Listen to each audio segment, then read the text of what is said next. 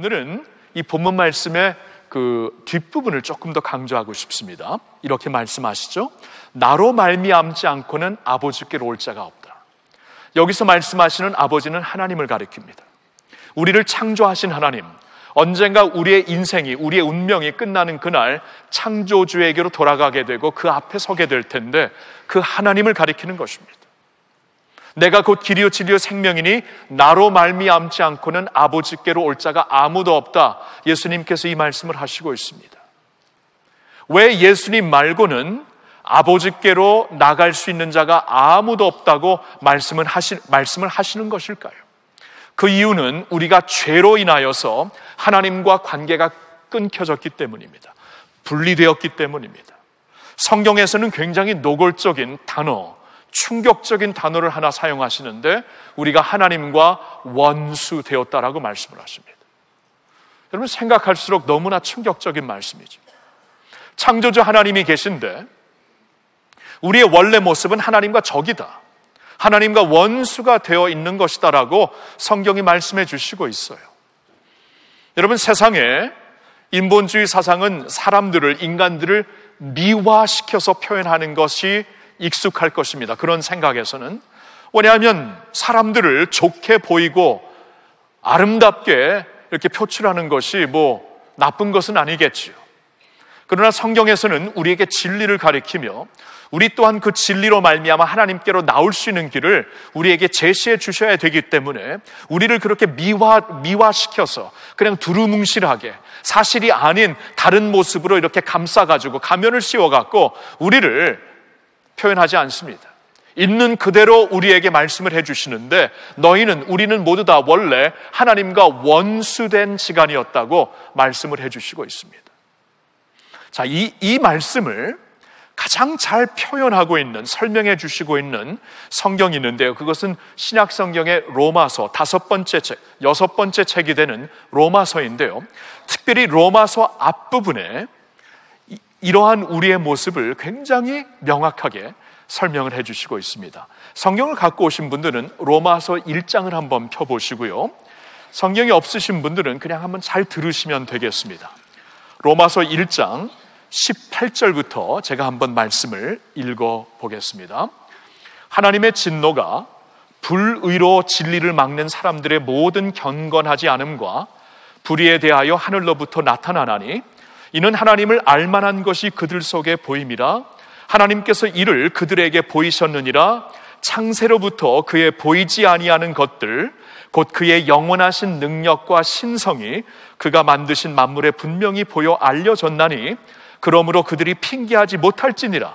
하나님을 알되 하나님을 영화롭게도 아니하며 감사하지도 아니하고 오히려 그 생각이 허망하여지며 미련한 마음이 어두워졌나니 스스로 지혜 있다 하나 어리석게 되어 썩어지지 아니하는 하나님의 영광을 썩어질 사람과 새와 짐승과 기어다니는 동물 모양의 우상으로 바꾸었느니라. 우리 인간들을 가리켜 하나님의 진노가 이제 이 모든 불의 가운데 살고 있는 인류에게 나타나게 되었다라고 말씀을 해주시고 있습니다. 근데 여기서 오늘 이 말씀, 제가 방금 전에 읽은 말씀을 보니까 가장 여기서 강조되고 있는 불의, 우리의 죄악된 행동은 다른 게 아닙니다. 하나님을 인정하지 아니하는 것입니다. 지금 말씀을 보니까 사실 우리는 본능적으로 하나님을 인정할 수밖에 없는 우주 만물이 우리를 둘러싸고 있습니다. 그렇죠, 여러분? 우주 만물을 한번 보시면은, 자연 세계를 보시면은 창조주에 대한 생각이 그냥 본능적으로 생깁니다. 순수한 아이들에게 그냥 묻는다면 이 모든 것을 만드신 분에 대하여 아이들은 알고 있습니다. 이걸 누가 다 만드셨나? 하나님이 그분이 누구신가? 본능적으로 이 우주 만물이 갖고 있는 디자인이 보이고 또한 절대적인 어떠한 밸런스를 통해 우주 만물이 지금 이 지탱되고 있는 이 모습 속에서 이 어린아이들이 이 의식적으로는 다 이해하지 못할지라도 본능적으로 인간의 어떠한 감정, 본능으로 알 수 있는 것이 이 모든 것을 만드신 분에 대한 이 호기심이 생기고 그분에 대한 질문이 생길 수밖에 없습니다. 하나님이 그러십니다. 이 창조 질서 안에 하나님을 알 수 있는 모든 통찰력과 지식을 주셨다. 그런데 그 하나님을 우리가 인정을 하지 않는다. 그 하나님을 인정을 하지 않고 그 모든 우주 만물을 만드시고 그 안에 우리를 만드신 하나님 앞에 이제 우리가 돌려드려야 될 영광을 우리가 가로막고 있다. 영광을 하나님께 드리지 않고 그것을 나 자신이 가로막을 수도 있고요. 세상에 어떠한 우상을 만들어서 이 모든 것을 만드신 하나님께 돌려드려야 될 영광을 우상, 이 세상에 썩어질 것과 대신하여 사람이 되든 우상이 되든 그 우상들을 섬기고 있는 우리를 향하여 이것이 불의다, 이것은 하나님 앞에 죄악이다라고 분명히 말씀을 해주시고 있습니다. 자, 그런데 로마서 1장을 계속 보면은 28절에 이러한 하나님에 대하여, 창조주에 대하여 우리가 본능적으로 알 수 있지만 왜 그 하나님을 인정하지 않는 것인가? 28절에 이렇게 말씀을 하고 있죠. 그들이 마음에 하나님 두기를 싫어하며, 마음에 이 하나님을 두기를 싫어했다는 것입니다. 왠지 모르게 이 우주 만물을 만드신 하나님이 계시다면 그 하나님을 마음에 두기가 싫은 것이에요. 부담스러운 것이에요. 그 하나님 앞에서 산다는 것이 왠지 모르게 부담스럽고 싫은 것이에요. 그래서 세상에 썩어질 것과 대처를 합니다. 다시 말씀드리지만 그것이 내가 될 수가 있고 세상의 시스템이 될 수가 있고 세상의 여러 우상들, 그 모든 것들은 부담스럽지 않거든요. 옛날에 구약 시대에 보면은 이스라엘 백성들이 황소를 만들어서 황소, 힘을 상징하는 황소, 그런 신이 있다면은 왠지 그것은 부담스럽지가 않아요. 돌로, 그 나무로 만든 우상들 부담스럽지가 않아요. 내가 만든 것이기 때문에. 그런 것으로 대처한다는 것은 괜찮게 느껴지지만 우주 만물을 만드시고 붙잡고 계시는 그 하나님을 마음에 두고 섬긴다는 것은 왠지 부담스러워서 싫어했기 때문이다라고 성경이 말씀해 주시고 있죠. 그 결과 어떻게 됩니까? 1장 28절을 계속 보면은 하나님께서 그들을 그 상실한 마음대로 내버려 두셨다고 합니다. 상실한 마음이라는 것은 타락한 마음, 부패한 마음이죠. 하나님을 하나님으로 인정하기 싫어하는 그 부패한 마음, 우주 만물을 만드시고 나를 만드신 하나님 앞에 영광 돌리기를 싫어하는 그 부패한 마음, 타락한 마음, 상실한 마음대로 내버려 두셨다. 이거 굉장한 심판입니다. 내버려 두는 것. 여러분, 우리가 부모로서 어린아이가 이렇게 위험한 곳에서 놀고 있을 때, 조금 큰 아이가 진짜 이렇게 되면 인생 망칠 텐데 그런 곳에 자꾸 들어가고 있을 때 개입을 하죠. 엄마 날 그만 좀 불편하게 만들어요. 아버지 좀 개입하지 마세요. 막 싫어할지라도 부모의 입장에서는 가만 놔두면은 인생을 망치기 때문에 개입할 수밖에 없을 때가 있죠. 그런데 계속 거부할 때 부모의 경우 내버려 둘 수밖에 없는 상황이 생깁니다. 그때까지 갈 수가 있습니다. 하나님이 그러셨다는 거예요. 완악해진 마음으로 하나님이 아무리 개입을 하시고 하나님이 양심을 통해, 율법을 통해, 계시를 통해 아무리 말씀을 주시고 마음을 부르시고 있어도 마음을 열지 않고 하나님을 인정하지 아니하실 때 하나님의 심판, 내버려 두시는 것이다. 굉장히 무서운 말씀이죠. 내버려 두시는 거예요.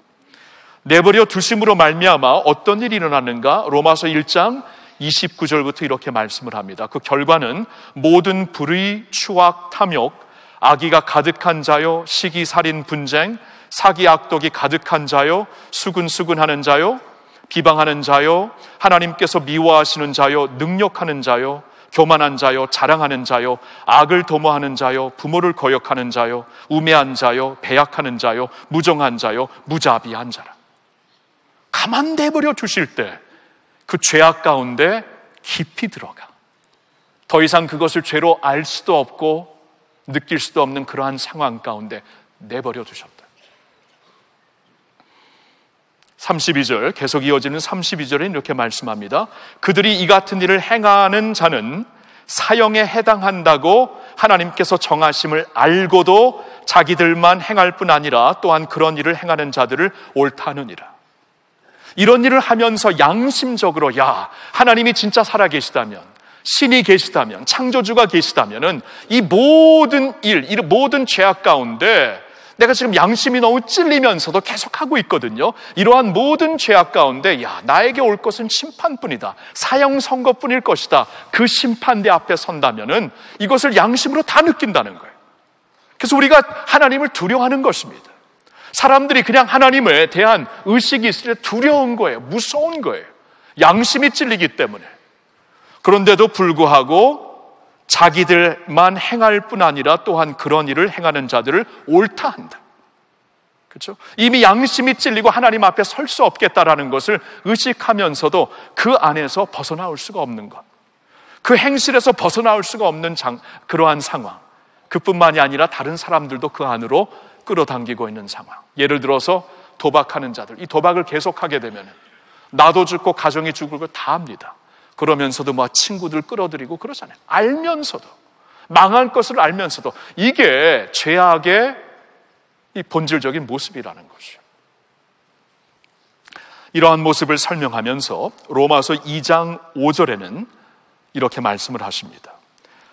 너의 고집과 회개하지 아니한 마음을 따라 진노의 날 곧 하나님의 의로우신 심판이 나타나는 그날에 임할 진노를 너에게 쌓고 있는도다.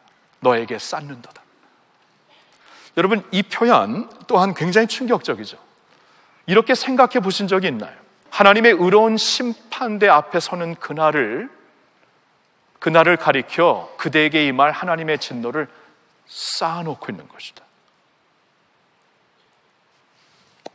자, 이렇다면은 우리에게 무슨 소망이 있는 것입니까? 이렇게 진노가 쌓아져 있는 그러한 상황 가운데 인생을 살다가 이제 죽게 되면은 하나님의 심판대 앞에 서게 되는데, 이러한 사람들에게 무슨 소망이 있는 것인가? 자, 하나님의 복음, 좋은 소식은 이제 계속 봐야 됩니다. 우리의 적나라한 모습을 그대로 보여주시면서 이제는 그러한 가운데 하나님께서 주시는 소망이 무엇인가를 복음서를 쭉 보면 우리에게 알려주시는데요. 로마서를 쭉 보니까 먼저 로마서 5장 8절과 9절에 다음과 같은 말씀이 있습니다. 같이 읽을까요? 우리가 아직 죄인 되었을 때에 그리스도께서 우리를 위하여 죽으심으로 하나님께서 우리에 대한 자기의 사랑을 확증하셨느니라. 그러면 이제 우리가 그의 피로 말미암아 의롭다 하심을 받았으니 더욱 그로 말미암아 진노하심에서 구원을 받을 것이니. 자, 8절을 다시 한번 볼까요? 우리가 아직 죄인 되었을 때에, 그 죄의 길에서 벗어나오지 못하고 있을 때, 아니 어쩌면은 내 영혼에 영혼이 무뎌져 갖고 죄를 더 이상 느낄 수도 깨달을 수도 없는 사람이 되어서 아무런 소망이 없을 때, 여러분, 처음에 거짓말할 때는 양심이 찔리지만 거짓말 계속 해보세요. 나중에는 엄청난 거짓말을 하고도 그냥 마음 편하게 잘 수가 있습니다. 이게 우리의 모습이에요.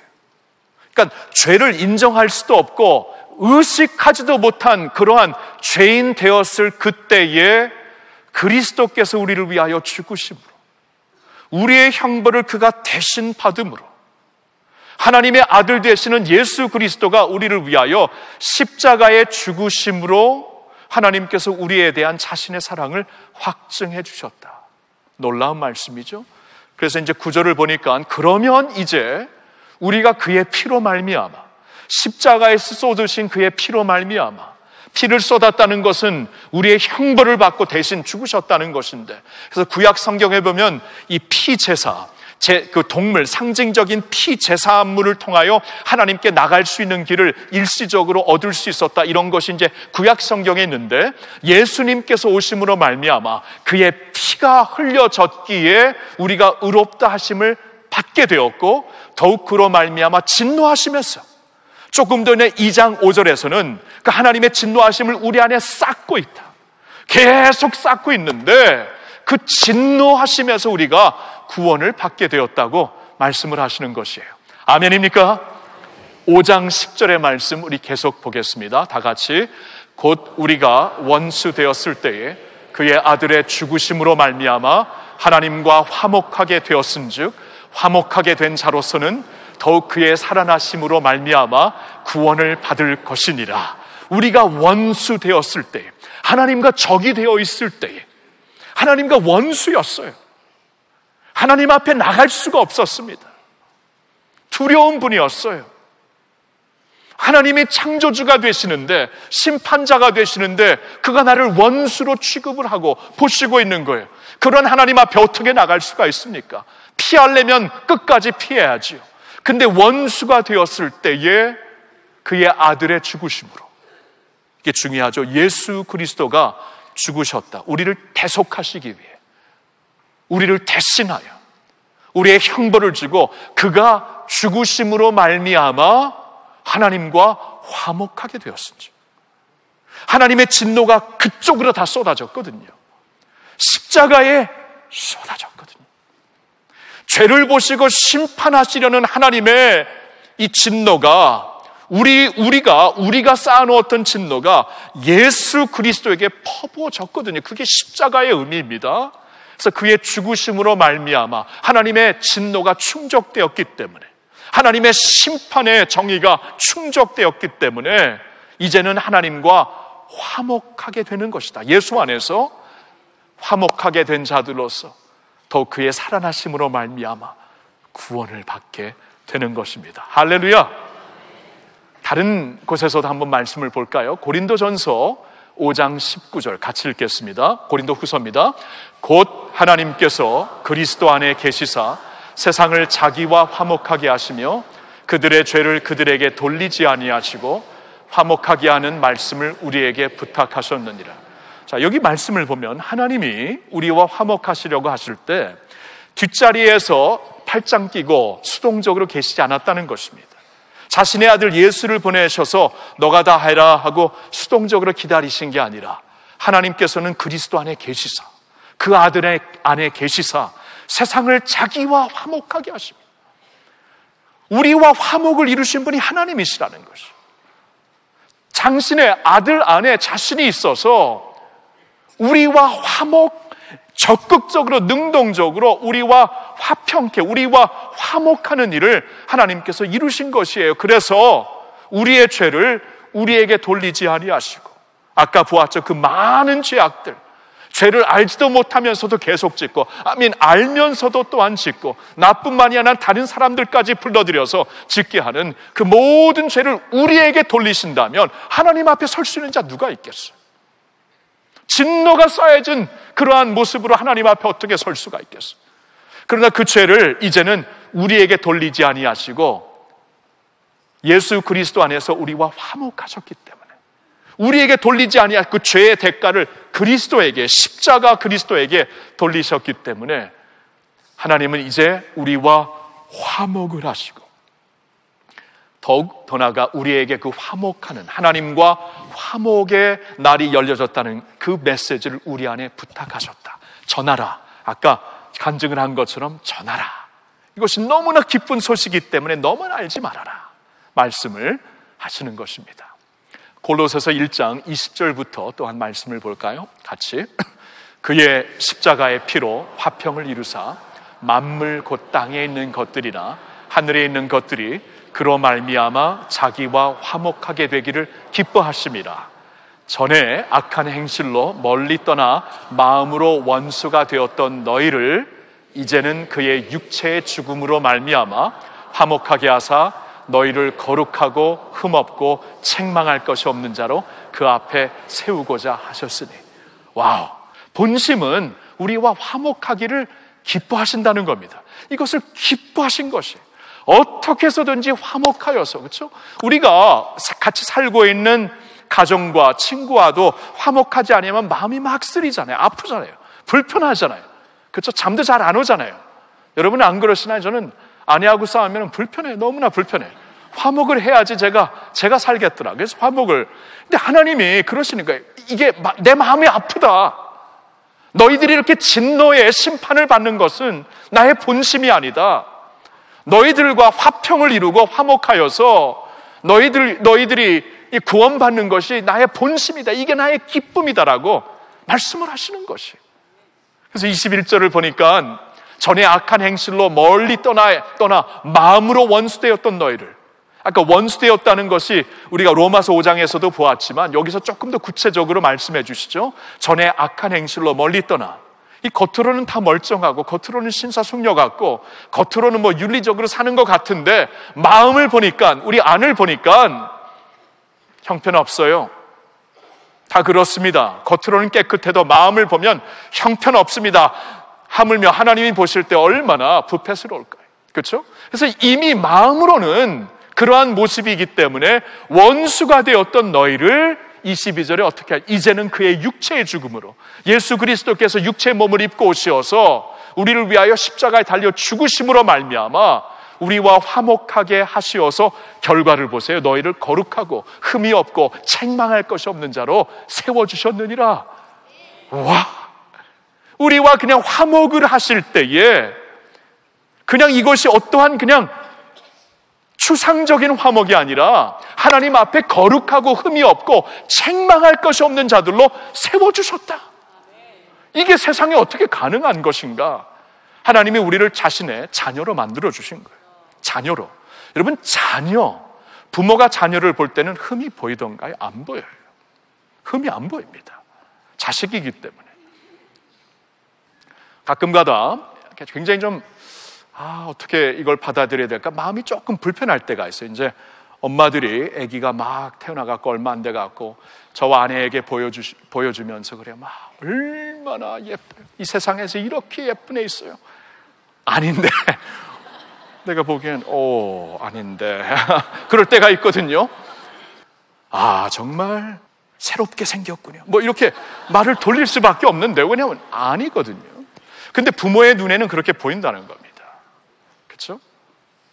하나님께서 우리와 화목하시고 우리를 자녀 삼아 주셨기 때문에 제 자식으로 만들어 주셨어요.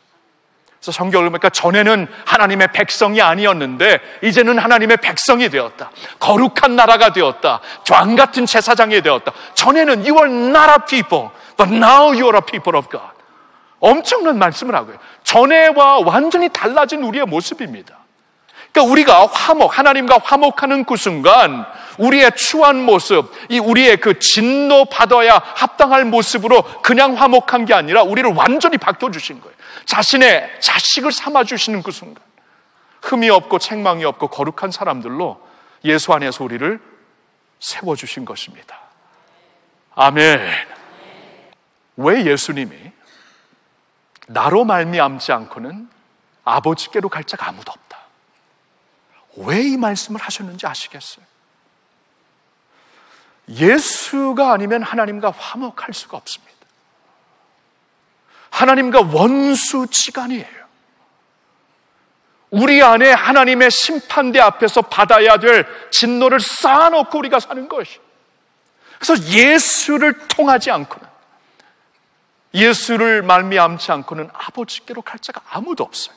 하나님과 화목할 수 있는 길이 하나도 없는 거예요. 그래서 성경은 주 예수를 믿어라. 그리하면 너와 내 집이 구원을 받으리라 말씀을 하시는 것이, 그를 영접하는 자, 곧 그의 이름을 믿는 자들에게는 하나님의 자녀가 되는 권세를 주시느니라 말씀을 하시는 거예요. 아시겠죠? 그래서 여러분 예수님을 믿어서, 예수님을 영접하여서, 또 예수님을 믿는 자들은 예수를 알아가는 일에 더욱 힘쓰면서, 성경이 그랬거든요. 하나님의 아들을 믿는 것과 아는 일이 하나가 되어 그리스도의 장성한 분량이 충만한 데까지 이르라. 그러니까 예수를 믿는 사람들이라면 계속 그를 알아가는 일에 힘을 써서 저도 계속 알아가야 돼요. 예수로 충만하지 아니하면 이 마음속에 세상의 것으로 채워질 수밖에 없어요.